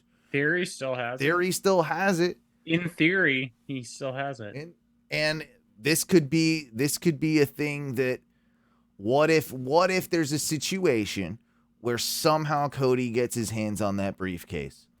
The Rock and Roman have this epic showdown. They're both out. Cody just cashes in and he takes the belt. Yeah. Doesn't even fucking have that's a Cody Rhodes moment. And that's a Cody Rhodes moment that you've ever seen. He just doesn't even have to have the match. He just goes in and takes the belts. There weren't that many in this show, but that might be the name of the show, Cody Rhodes moments. That's actually a really good idea, though. That's better than my first one. I mean, but Cody Rhodes doesn't even wrestle. I mean, he's going to be a heel after that, clearly. But, I don't know. Or for him to not be a heel, The Rock would have to somewhat be in cahoots or something. I don't know how you do it. I don't know. Yeah, no, I don't think that's not going to happen. Not happening. But do you remember that... But they could do it but you could do the Cody cash in after an epic Rock Roman match, and he's just like, it's my time, and it's finally my time to beat Roman. He might have to have absorbed a couple of losses to Roman by this point to get here. Maybe one, and both of them cheating, right? Both of them cheating. So now he's gonna do the dirty tactic to get back at Roman after Roman's probably thrown a couple at Cody. If you do that, Yeah. All right, here. We might be getting close to the end of the show. I'm not sure. We are. I've got a couple. You typically have some things up your sleeve, but because I just looked this up, I'm gonna now ask you some questions, and you're gonna play a game for a second. Oh boy, play the game. Duncan's not here because we all know he is the Rain Man of this, and he would know all the answers. You want to go back to 2018, and then I will read you the Money in the Bank contenders, and you will guess the winner. Okay. All right. I'm bad at this. 2018. June 17th, 2018, in Rosemont, Illinois, at the Allstate Arena, the men's bracket. Braun Strowman versus Bobby Roode versus Finn Balor versus Kevin Owens versus Kofi Kingston versus Rusev versus Samoa Joe versus The Miz. Did Braun have it for a while? You fucking nailed it. Yeah, it was braun. Good job. Braun. Ding, ding, Yeah. ding. I don't have a bell here. Yeah, you got But it. ding, ding, Yeah. ding. I'll just give myself. I don't. Yeah, there you hang go. on, I'll give Ding. myself an applause. I'll give myself an applause. I don't have the who wrestled in the women's Money in the Bank ladder match, but do you want to guess? 2018. You don't have. Yeah. 2018. You don't have the candidates in there. I don't have the Was candidates. this the on James Wikipedia, they Ellsworth year? Or no, that was before that. That was like 16. The James Ellsworth Yeah, that was Carmella year. That was earlier than before that. this. So women's, fuck, I don't know. That was the year before the Carmella I have no idea. Alexa Bliss. Yeah, I don't know why I vaguely remember Wikipedia that. doesn't have the women's on here. The bracket, yeah. Yeah. All right. So May 19th, 2019, Hartford, Connecticut, the XL Center. Ali versus Andrade versus Baron Corbin versus Brock Lesnar versus Drew McIntyre versus Finn Balor versus Randy Orton versus Ricochet. 2019? Yeah. Wasn't that the Brock one? Yeah. Yeah. Yeah. That was the Brock That one. was the Brock one. Well, all right. This one has. Yeah. Sorry. Wow. This one has the men and women's. This was pandemic era, May 10th, 2020. So early into the pandemic, Orlando, Florida, and Stamford, Connecticut. Yeah, okay. These were the cinematic matches. Yeah, this was the one. Okay. But wait. So this on the rooftop one? Yeah, this was on the one in the tower. All right, this was okay. So, was that one? So women's was Asuka versus Carmella versus Dana Brooke versus Lacey Evans versus Nia Jax versus Shayna Baszler. Yeah. What is it? Was it Asuka in that one? Yeah, good job. Yeah. Ding, ding, ding. Hang on. Yeah. Yes. All right, and then for the men's, you have AJ Styles versus Aleister Black versus Daniel Bryan versus King Corbin versus Otis versus Rey Mysterio. Yep. Otis. I got them all right. Yep, you got them all right so far. All right. I'm gonna click on this one because it gave me 0. All right, here we go.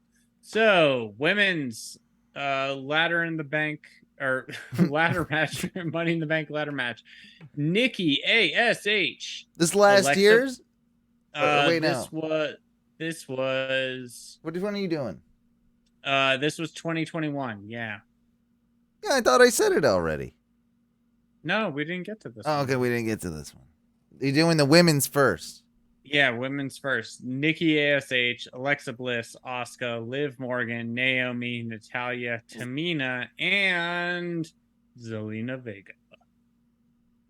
It was Liv, wasn't it? Well, that was this year.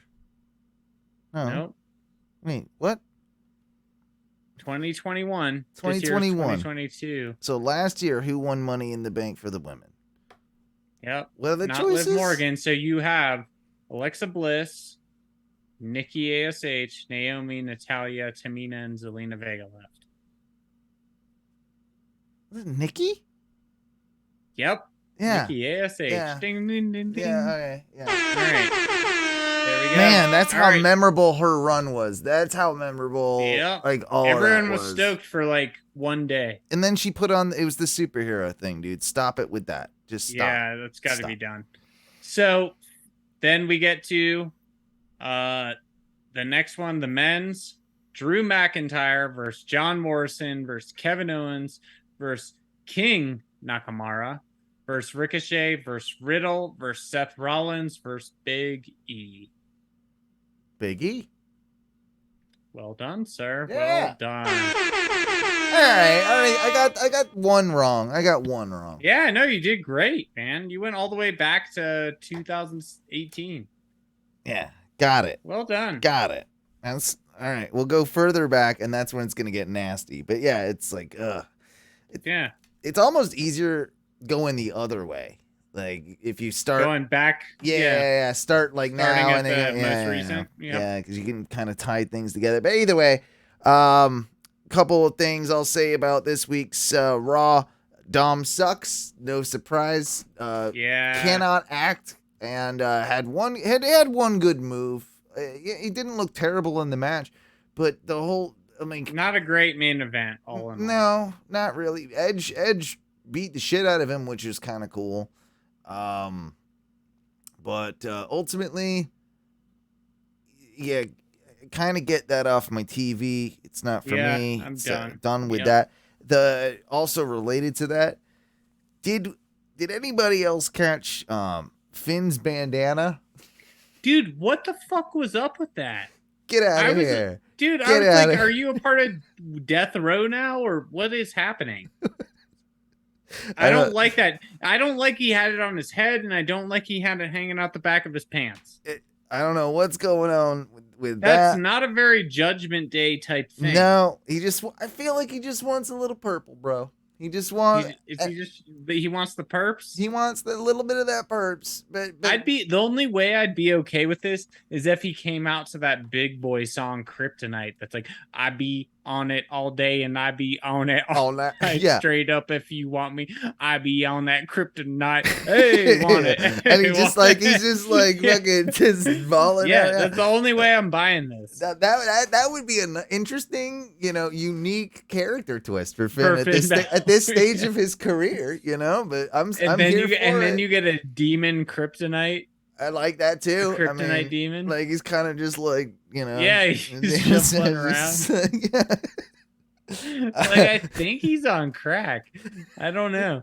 All right, well now we know Finn like went off the rails, like whatever, I guess. Yep. But no, what's bothersome to me about the whole Judgment Day is they are really, really trying to adopt very hard the whole black purple aesthetic, which like it's funny because I heard someone else say, and I want to say it was even Malachi Black. Undertaker did it already. Well, and Undertaker did it already for sure.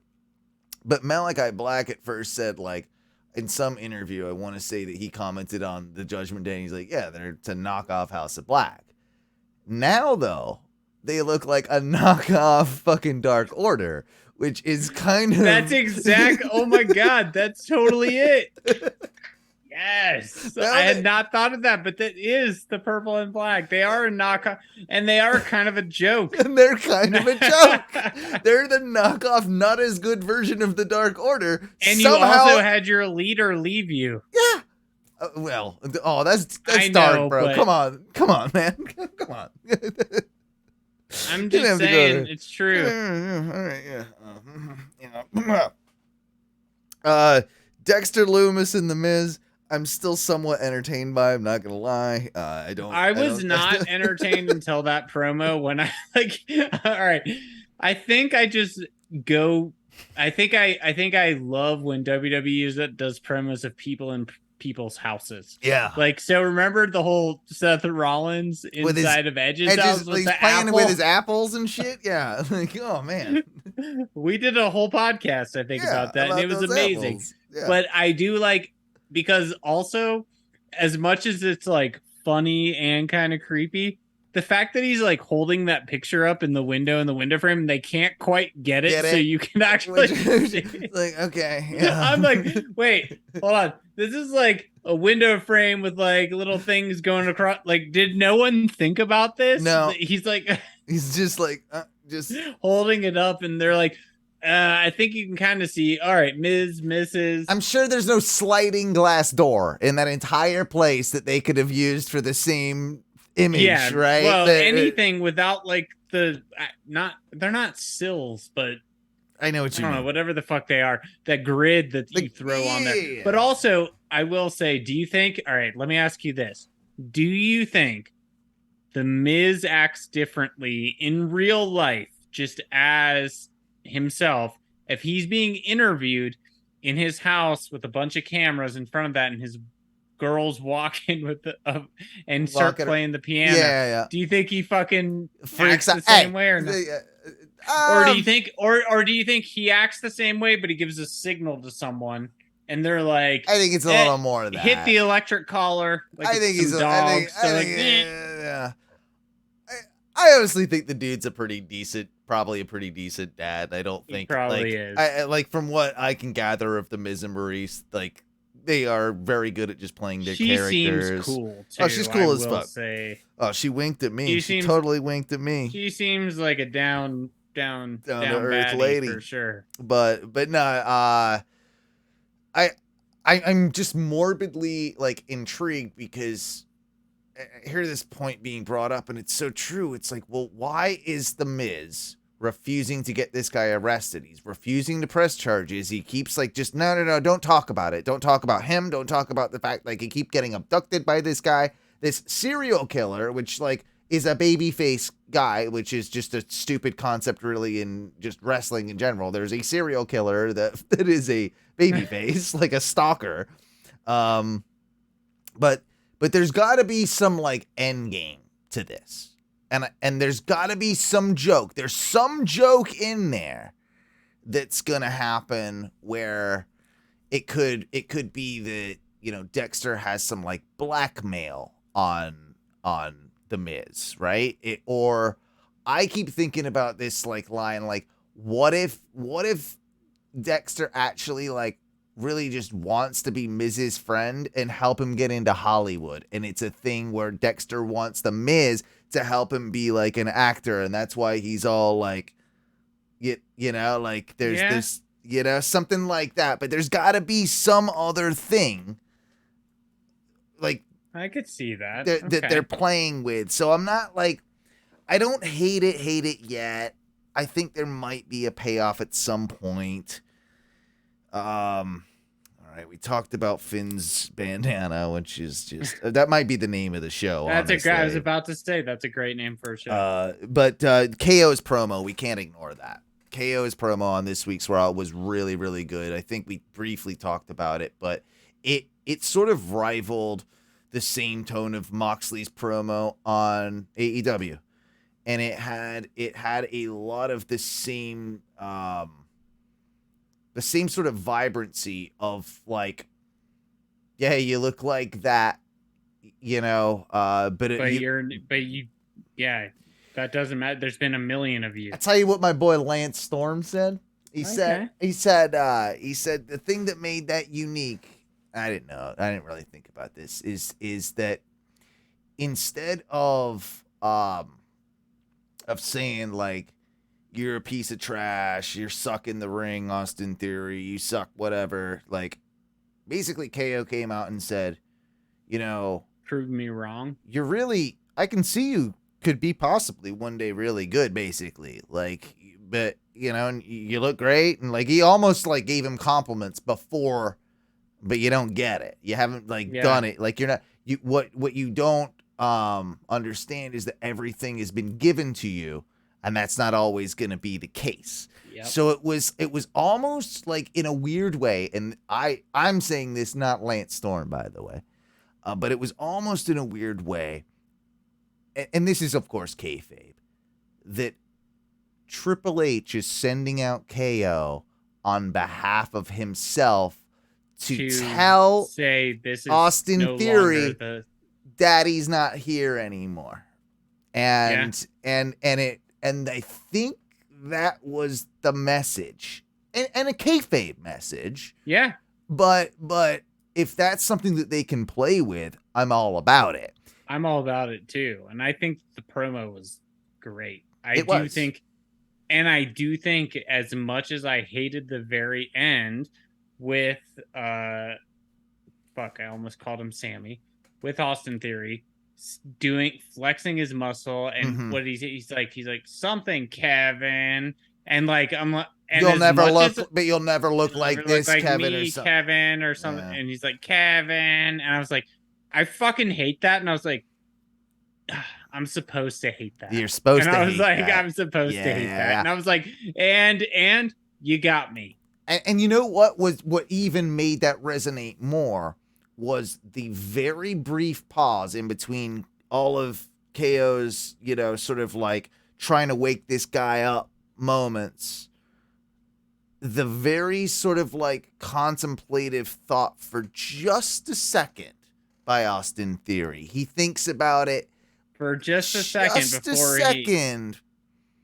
Yep. And there's a real look of like, he might be making some real good points. And I think that that's a story down the road. It's a story down the road, and it's a character down the road. It's for once. And it was a good way to dig into it now. One day they use that when he's turning babyface. Yep. Like 100%. It's that thinking that's ahead. Planting the seed. Planting the seed in long-term storytelling that will be there later down the road. He's still an arrogant young little prick, but he's also he's also like literally the embodiment of Vince McMahon and a younger being in the WWE. And for a while, you can utilize that as he's going to keep that old mentality and keep that alive. It's either the most blessed, and I'm okay with that. Think about that. If you're a wrestler, right? If you're Austin Theory, you either got blessed with the greatest gimmick of all time or the worst. Yep. And it's hard, like, all right, man. Now it's on to you. Now make it work. Something, because like something. You literally got blessed with almost like the soul of Vince McMahon is in you. Like, so run. I mean, if you're him, you got to run with it. And hey, and I think he will. Do you think that Ric Flair is lying when he says that Bradley Cooper might be playing him in a movie? That was probably a fever. No, I think it could be true. I don't think it's like, I mean, like maybe they like, someone was like, yeah, we'll reach out to Bradley's people. Yeah, exactly. Like, I don't doubt that there's probably a Ric Flair movie in the works. I know, but they were probably like, hey, you know, we'll great? Like, we'll reach out to Bradley's people and see if he's around. Look at his hair. And he's like, Bradley Cooper will be me. I am him. Yeah. I could also see, though, Bradley Cooper playing Ric Flair, to be honest. Could too. So it works, it's like, man. God damn it. It fucking works. It fucking works. It fucking works. I wouldn't be mad at it. I don't hate it at all. We talked about pretty much everything this week, so unless you've got anything more, I don't really have an end of this segment type deal, because I think we've done enough. I did a money you did a money in the bank thing. You did a money in the bank. Yeah, thank you so much. I'm throwing some effort in. No, dude, thank you for doing that. And you know what? I actually did a lot better than I thought I would do. Great, man. You did way better than I think I would have done. It's tough because like I realize like matches like it's like, oh, like I forget what it was the other day that I saw. I'm like, Jesus Christ, that was in 2016. Like remember when we were all about like the Good Brothers and AJ being together? Yeah. And that fizzled out so quick. And remember, it was like, I guess I'm trying to remember. I think it was around 2016-17 that it was beat up John Cena territory. You know, I think that's around the same time. I was saying 16-17 for beat up John Cena. It might even been 18, but that seems like it's so weird, right? It's just how time works. Like it seems so long, but so just close, and that's just guess what, man? That's the thing about time. Guess what? It's a made up construct and it doesn't exist. Sure, goddamn right. Speaking of time, we are out of it for the evening. Oh, that's the wrong one. I don't play that one. We play this dancing track. Hey. Anyway, we probably will not be able to do a show next week due to my schedule, but thank you for tuning into this one. We'll get back to you, of course, as soon as I'm back in town, because I've got to go to New Orleans. Fun, you know. I never have fun in New Orleans. It's the worst city ever. It smells like this. Anyway, make sure you follow us, though, twitch.tv/ONRS Live. If you want to give some of your hard-earned money, patreon.com/ONRS, OhnoWrestling.com, facebook.com/groups/OhnoWrestling. If you want to leave a voicemail, 407-906-6466, Instagram @OhnoWrestling. We've also got a Discord. Join the Facebook group is probably the easiest way, and I can invite you to the Discord. I don't know the easy way to, get you in there, I think it's just at Ohno Wrestling, but, search for that. Or just throw in, I think Meeks did it, like, last time there was a pay-per-view. Just, like, shoot in, like, can I get an invite? And, like, I think we just refresh the invite. We just keep getting people in there. It's cool because we get to do, like, live commentary with everybody, while we're chatting, like, as the pay-per-view's going on in real time, and that's always fun. It's a lot easier to do that. And the champion even graces us with his presence every once in a while, but it's more fun than leaving like endless strings of Facebook comments. Like, so that's why we like to do it. So hop in the Discord. It's it's a lot of fun. There's some cool people in there, and did I get everything? I think he nailed it. All right. Oh no, radio show will be on Thursdays, you jabronis. Don't worry about it. We'll be there. And what do we say when we get out of here?